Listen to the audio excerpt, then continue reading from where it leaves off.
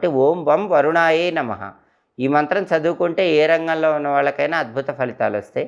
అలాగే ప్రధానంగా ఈరోజు సోమవారం సందర్భంగా ఉదయం 6-7 మధ్యలో, మధ్యాహ్నం 1-2 మధ్యలో, రాత్రి 8-9 మధ్యలో చంద్రహోర ఉంటుంది. ఈ చంద్రహోర ఉన్న సమయంలో కొన్ని పనులు చేసుకోవచ్చు. చంద్రహోర ఉన్న సమయంలో కొత్తగా ఉద్యోగంలో చేరటానికి చాలా మంచిది. అలాగే చంద్రహోర ఉన్న సమయంలో వ్యవసాయానికి సంబంధించిన పనులు, తోట పనులు నిర్వహించుకోవటానికి అనుకూలం. అలాగే నూతన ఆభరణాలు ధరించడానికి కూడా చంద్రహోర చాలా మంచిది.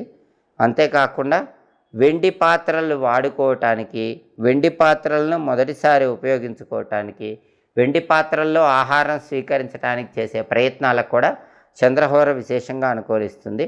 హోరాకాలాన్ని బట్టి ఈ పనులు చేసుకుంటే సమస్త శుభాలు చేకూరుతాయి. ఇవి ఈనాటి దినఫలం కార్యక్రమంలో ముఖ్యమైన అంశాలు. మళ్ళీ తదుపరి దినఫలం కార్యక్రమంలో తిరిగి కలుసుకుందాం. ప్రతిరోజు ద్వాదశ రాశుల వాళ్ళు